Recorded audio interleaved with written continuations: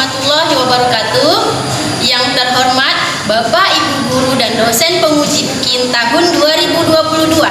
Perkenalkan, nama saya Amelia Fultami. Saya mahasiswa PPG dalam jabatan kategori 1 tahun 2022 di LPTK Universitas Muhammadiyah Sumatera Utara. Pada kesempatan kali ini, saya akan melaksanakan praktik pembelajaran dengan materi teks ceramah.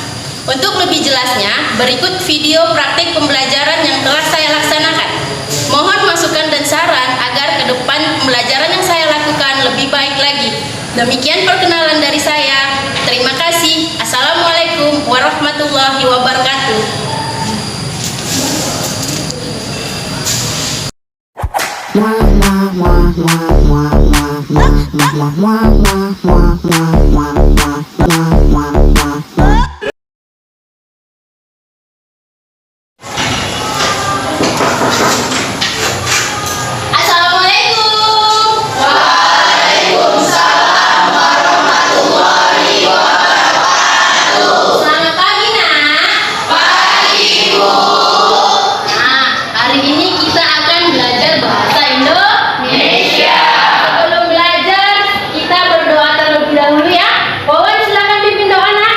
Sebelum kita belajar, marilah kita berdoa menurut agama dan kepercayaannya masing-masing. Doa dimulai.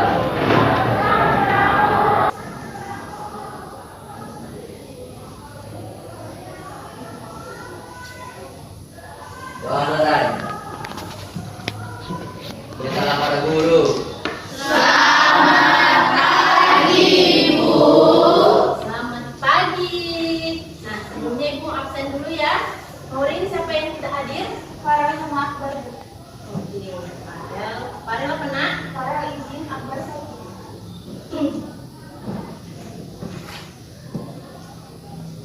Dah.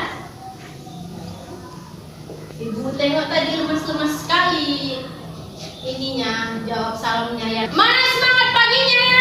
Pagi, luar biasa, tetap semangat. Lagi ya nak. Mana semangat paginya? Pagi, luar biasa, tetap semangat.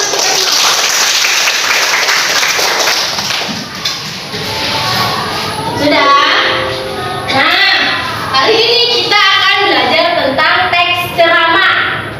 Apa yang kita pelajari tentang teks ceramah? Hari ini kita akan belajar tentang menelaah struktur dan aspek bahasa dari teks ceramah. Pada pertemuan sebelumnya kita sudah membahas apa itu ceramah, apa tujuan ceramah, ya kan?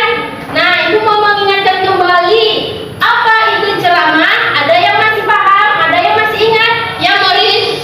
Teks ceramah adalah teks yang berisi informasi tentang petunjuk atau nasihat yang akan disampaikan kepada pendengar. Iya, beri tepuk tangan dulu untuk Morin.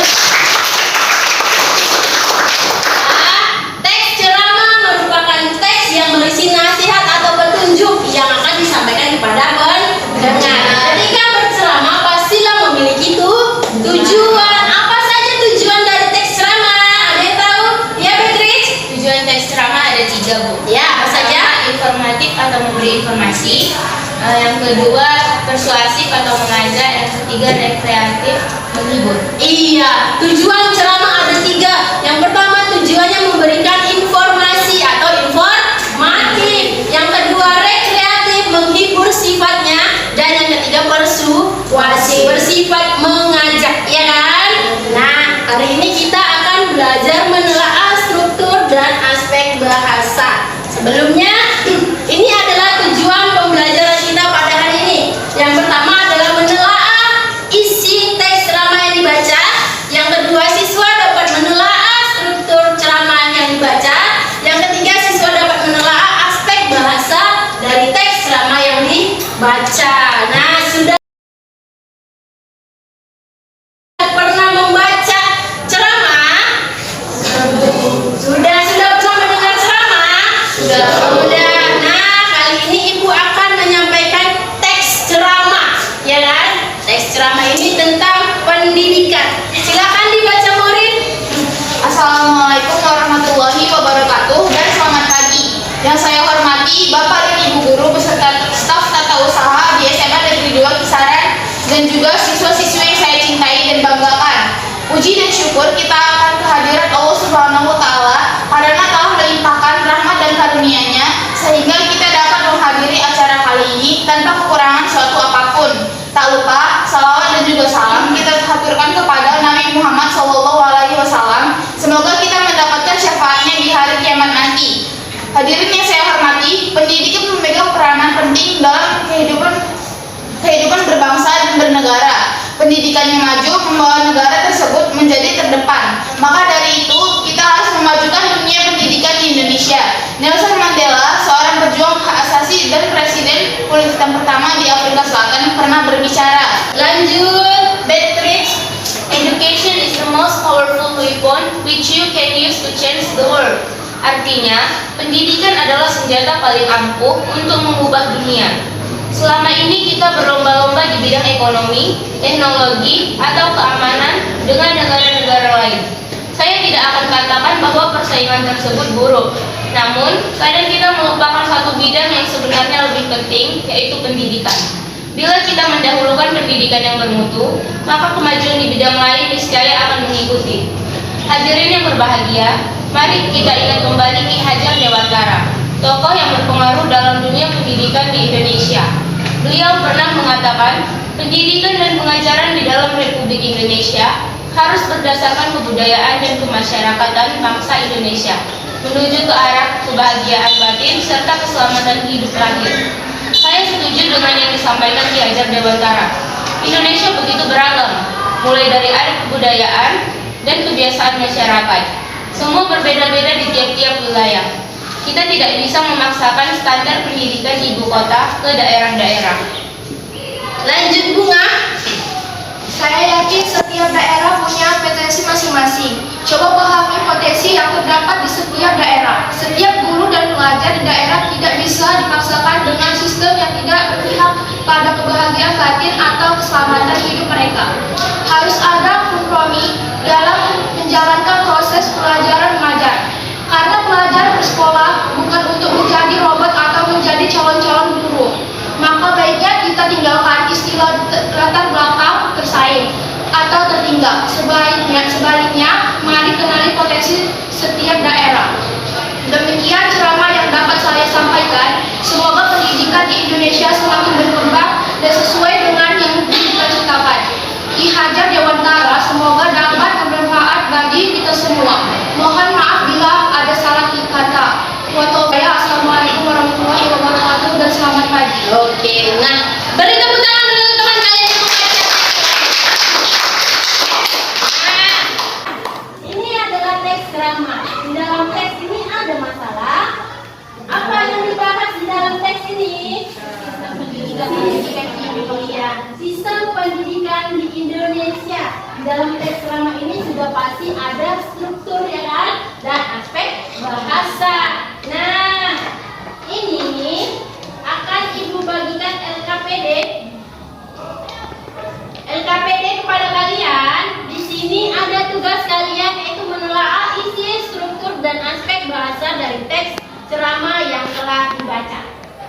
Sudah, sebelum Ibu membagi LKPD, Ibu akan membagi kalian ke dalam beberapa kelompok. Sudah, aturannya Ibu akan melihat absen. Yang nomor ganjil silakan bergabung dengan nomor ganjil. Nomor genap silakan bergabung dengan nomor genap. Oke, paham? Paham, Bu. Ibu kasih waktu 1 menit, silakan bergabung dengan kelompoknya.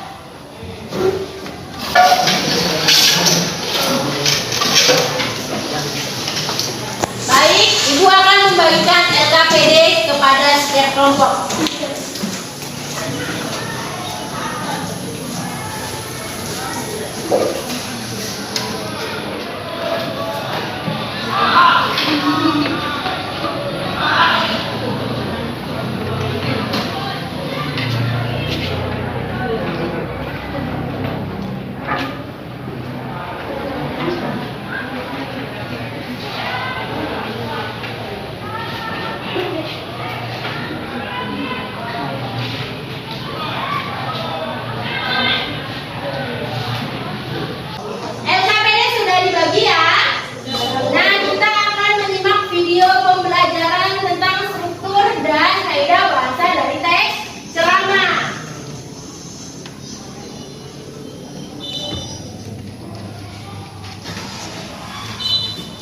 Silakan disimak, nanti Ibu akan tanya jawab ya.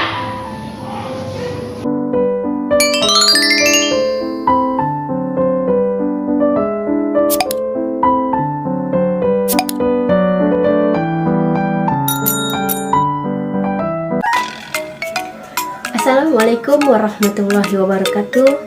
Halo, apa kabar semuanya? Kembali lagi di kanal YouTube saya. Nah, pada kesempatan kali ini saya akan membahas tentang materi teks ceramah. Sebelum kita ke teks ceramah, saya ingin bertanya terlebih dahulu, apakah kalian pernah mendengar ceramah? Nah, saya yakin kalian pasti sudah pernah mendengar ceramah. Apa itu yang dimaksud dengan ceramah? Teks ceramah adalah teks yang berisi pemberitahuan atau penyampaian informasi yang bertujuan untuk memberikan nasihat atau petunjuk-petunjuk kepada pendengar. Nah, apa sih perbedaan ceramah, khotbah, dan pidato? Pidato merupakan pembicaraan di depan umum yang cenderung bersifat persuasif, yaitu untuk mengajak pendengar mengubah persepsi, sikap, atau tindakannya. Pidato juga sering dipakai untuk menumbuhkan motivasi dan mendapatkan dukungan dari pendengar. Yang kedua, khotbah merupakan pembicaraan di depan umum yang biasanya berisi penyampaian pengetahuan mengenai keagamaan dan praktik ibadah. Bisa berupa ajakan untuk memperkuat keimanan para pendengar. Sedangkan yang ketiga adalah ceramah. Ceramah bersifat lebih umum yang berfungsi menyampaikan suatu pengetahuan, informasi, atau isu tertentu yang umum mencakup semua bidang. Seringkali ceramah disampaikan oleh seorang pakar atau orang yang ahli di bidangnya. Apa saja sih struktur dari teks ceramah? Nah, struktur teks ceramah yang pertama adalah salam pembuka. Salam pembuka digunakan untuk menyapa khalayak. Contoh, Assalamualaikum, selamat pagi, dan lain sebagainya. Yang kedua adalah pembuka. Pembuka berisi pengenalan isu atau pendahuluan. Sedangkan yang ketiga adalah isi. Isi berisi pemaparan argumen yang disertai dengan fakta sesuai dengan topik ceramah. Yang keempat adalah penutup. Penutup merupakan penegasan kembali atas pernyataan yang telah disampaikan sebelumnya. Penutup juga bisa berupa kesimpulan dan saran. Yang kelima adalah salam penutup. Salam penutup digunakan untuk mengakhiri ceramah. Nah, selanjutnya apa sih tujuan dari ceramah? Tujuan ceramah terbagi atas 3. Yang pertama adalah informatif. Informatif artinya bertujuan untuk menyampaikan informasi kepada pendengar. Yang kedua adalah persuasif. Persuasif bertujuan untuk menyampaikan informasi yang dapat mengajak atau mempengaruhi pikiran dan tindakan si pendengar. Yang ketiga, tujuan dari ceramah adalah rekreatif. Nah, rekreatif ini bertujuan untuk menghibur pendengar. Selanjutnya, apa saja sih kaidah bahasa dari teks ceramah? Kaidah bahasa teks ceramah yang pertama adalah menggunakan kata sapaan. Nah, menggunakan kata sapaan ini seperti kata selamat pagi, selamat siang, selamat sore, dan lain sebagainya. Kaidah bahasa yang kedua yaitu menggunakan kata ganti orang. Nah, di sini kata ganti orang yang digunakan adalah kata ganti orang pertama tunggal dan kata ganti orang kedua jamak. Contoh kata ganti orang pertama tunggal adalah saya, aku. Yang kedua adalah contoh kata ganti orang kedua jamak adalah anak-anak, bapak-bapak, ibu-ibu, dan para hadirin. Kaidah kebahasaan yang ketiga adalah konjungsi kausalitas. Konjungsi kausalitas ini menggunakan kata yang menunjukkan sebab akibat atau argumentasi. Contoh konjungsi kausalitas adalah dengan demikian, akibatnya, maka. Kaidah bahasa yang keempat adalah menggunakan kata persuasif. Kata persuasif digunakan untuk bertujuan untuk mengajak seseorang. Contoh kata persuasif yang digunakan dalam teks ceramah adalah sebaiknya, hendaklah, seharusnya. Dan kaidah bahasa yang kelima adalah menggunakan kalimat imperatif. Kalimat imperatif ini bertujuan untuk melarang atau meminta seseorang untuk melakukan tindakan sesuatu. Contoh kalimat imperatif adalah jangan, coba pahami, dan lain-lain. Nah, sekarang sudah paham kan tentang teks ceramah? Demikianlah pembahasan teks ceramah pada kali ini. Saya ucapkan terima kasih.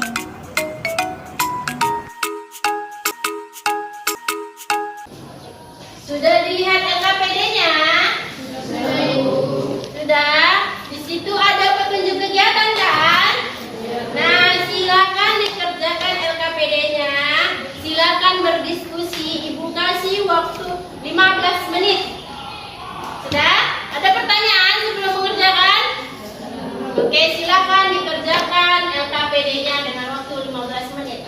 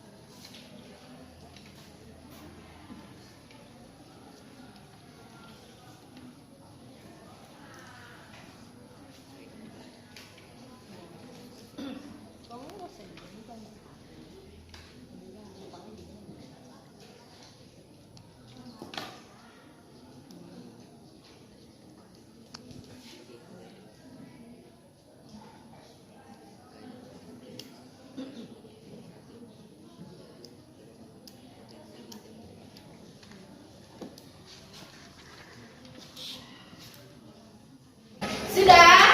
Waktunya sudah habis ya? Nah, sekarang kita akan presentasi ke depan. Aturan presentasinya begini.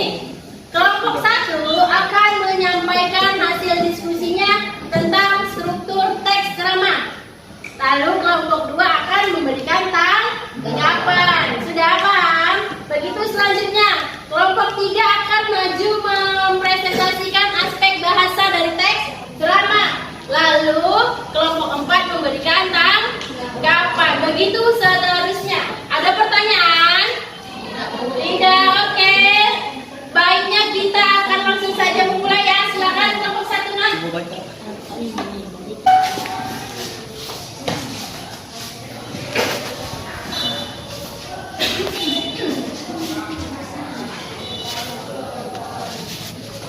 Selamat pagi teman-teman.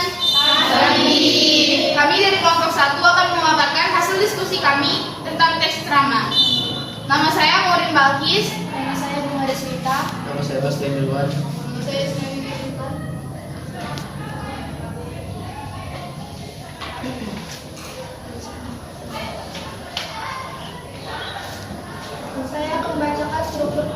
human test salam pembuka. Assalamualaikum warahmatullahi wabarakatuh dan selamat pagi. Yang saya hormati Bapak dan Ibu Guru Universitas Usaha di SMA Negeri 2 Kisaran dan juga siswa-siswi yang saya cintai dan banggakan. Lalu saya akan membacakan bagian pembuka teks ceramah. Puji dan syukur kita panjatkan kehadiran Allah Subhanahu wa Ta'ala karena telah melimpahkan rahmat dan karunia-Nya sehingga kita dapat menghadiri acara kali ini tanpa kekurangan suatu apapun. Tak lupa, salawat dan juga salam kita haturkan kepada Nabi Muhammad SAW. Semoga kita mendapatkan syafaatnya di hari kiamat nanti. Hadirin yang saya hormati, pendidikan memegang peranan penting dalam kehidupan berbangsa dan bernegara. Pendidikan yang maju membuat negara tersebut menjadi terdepan. Maka dari itu, kita harus memajukan dunia pendidikan di Indonesia. Nelson Mandela, seorang pejuang hak asasi dan presiden politik pertama di Afrika Selatan, pernah berbicara, "Education is the most powerful weapon which you can use to change the world." Artinya, pendidikan adalah senjata paling ampuh untuk mengubah dunia. Saya akan membacakan suatu teks isi kutipan teks paragraf ketiga. Selama ini kita berlomba-lomba di bidang ekonomi, teknologi, atau keamanan dengan negara-negara lain. Saya tidak akan katakan bahwa persaingan tersebut buruk. Namun, kadang kita melupakan satu bidang yang sebenarnya lebih penting, yaitu pendidikan. Bila kita mendahulukan pendidikan yang bermutu, maka kemajuan di bidang lain niscaya akan mengikuti. Hadirin yang berbahagia, mari kita ingat kembali Ki Hajar Dewantara, tokoh yang berpengaruh dalam dunia pendidikan di Indonesia. Beliau pernah mengatakan, pendidikan dan pengajaran di dalam Republik Indonesia harus berdasarkan kebudayaan dan kemasyarakatan bangsa Indonesia, menuju ke arah kebahagiaan batin serta keselamatan hidup lahir. Saya setuju dengan yang disampaikan Ki Hajar Dewantara. Indonesia begitu beragam, mulai dari adat kebudayaan dan kebiasaan masyarakat. Semua berbeda-beda tiap wilayah. Kita tidak bisa memaksakan standar pendidikan ibu kota ke daerah-daerah. Saya ingin setiap daerah punya potensi masing-masing. Coba pahami potensi yang terdapat di setiap daerah. Setiap guru dan pelajar di daerah tidak bisa dipaksakan dengan sistem yang tidak berpihak pada kebahagiaan batin atau keselamatan hidup mereka. Harus ada kompromi yang menjalankan proses belajar mengajar. Karena pelajar bersekolah bukan untuk menjadi robot atau menjadi calon-calon guru. Maka baiknya kita tinggalkan istilah terbelakang, terasing, atau tertinggal. Sebaliknya, mari kita kenali potensi tiap daerah.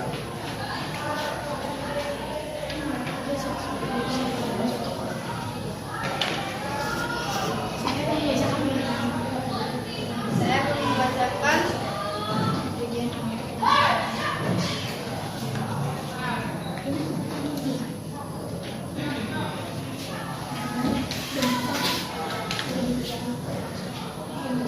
Demikian ceramah yang dapat saya sampaikan. Semoga pendidikan di Indonesia semakin berkembang dan sesuai dengan yang dicita-citakan Ki Hajar Dewantara. Semoga dapat bermanfaat bagi kita semua. Mohon maaf bila ada salah kata. Wabillahi taufiq wal hidayah. Assalamualaikum warahmatullahi wabarakatuh dan selamat pagi. Yang dibacakan oleh Isnaini tersebut merupakan bagian penutup dan salam penutup. Untuk kelompok 2 silakan beri pendapat. Kelompok kami, jawaban dari kelompok 1 sesuai dengan yang kami diskusikan. Baik, terima kasih. Sekian presentasi kami ucapkan terima kasih dan selamat pagi. Pagi. Silakan didengar dari tepuk tangan satu-satu. Dan sesuai ya struktur dari teks ceramah yang telah ditelaah oleh kelompok 1. Sekarang kelompok 3 akan mempresentasikan hasil diskusi tentang aspek bahasa. Silakan Nak.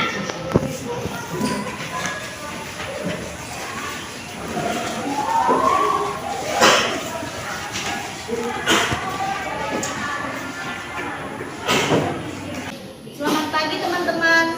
Pagi. Perkenalkan, kami dari kelompok 3 akan mempresentasikan hasil diskusi kami yaitu tentang teks ceramah. Sebelum itu kami akan memperkenalkan diri kami terlebih dahulu. Perkenalkan, nama saya Desi Lotang, saya Naila Khairunisa, dan saya dari Kristina Saragi. Saya Dr. Setiawan. Teks ceramah aspek kebahasan yang pertama akan dibacakan oleh Naila.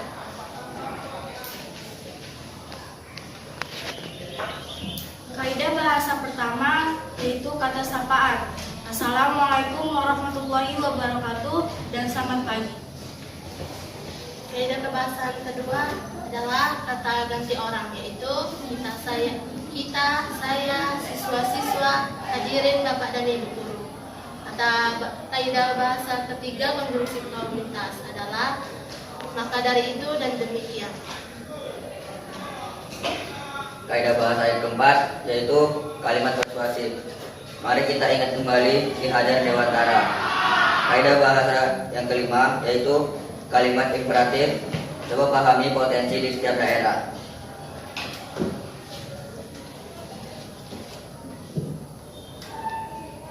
Sekian dari hasil diskusi kami. Kelompok 4 silakan berikan pendapatnya.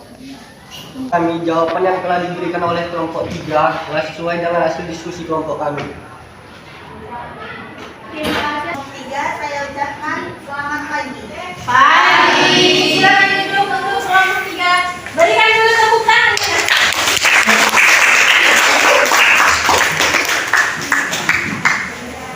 Sudah? Nah, kita sudah melakukan presentasi yang dipaparkan oleh kelompok 1 dan 3 sudah sesuai dengan struktur dan aspek bahasa dari teks ceramah. Nah, hari ini kita akan melaksanakan evaluasi. Sudah? Evaluasi akan menggunakan aplikasi Quizizz. Silakan keluarkan gawaimu.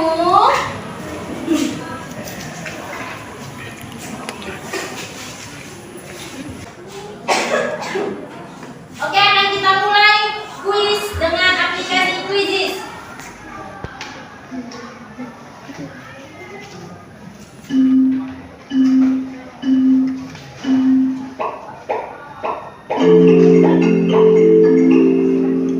Oke, nanti Kristina lagi. Ayo jawab pertanyaannya.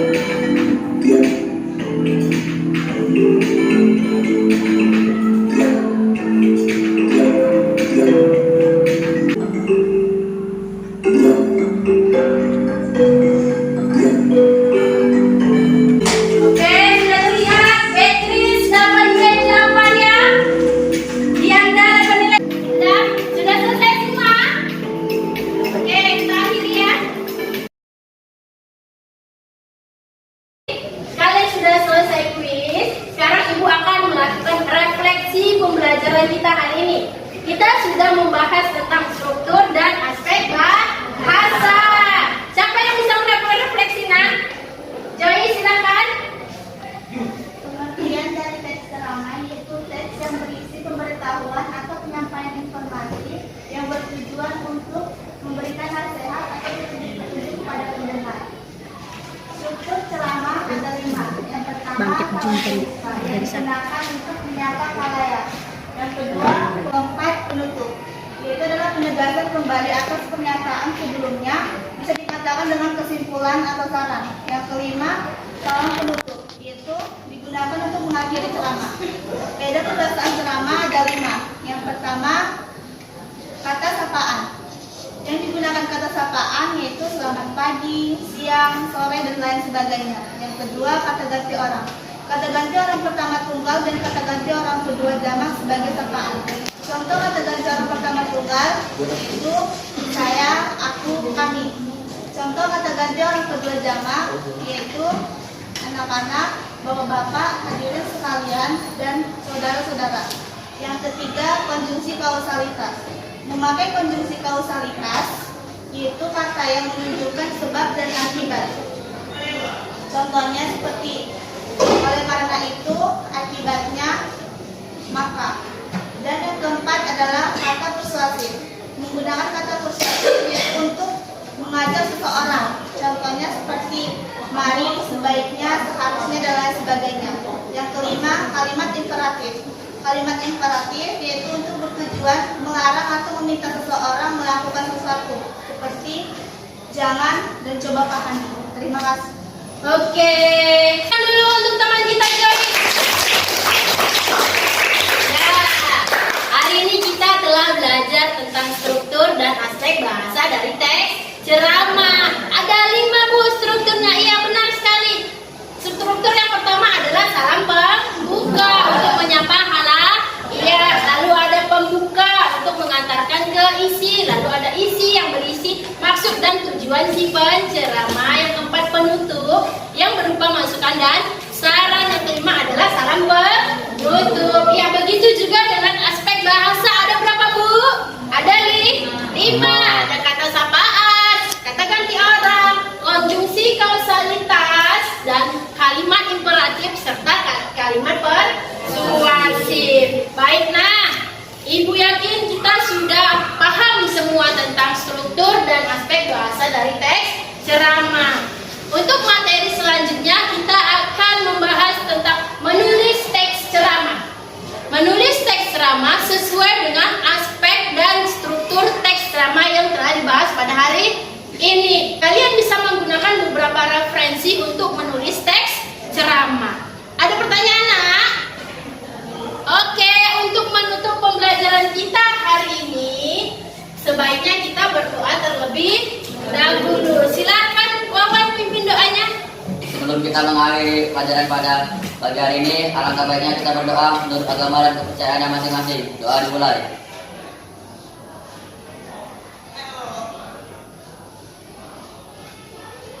Selesai. Beri salam kepada guru. Selamat pagi, Bu.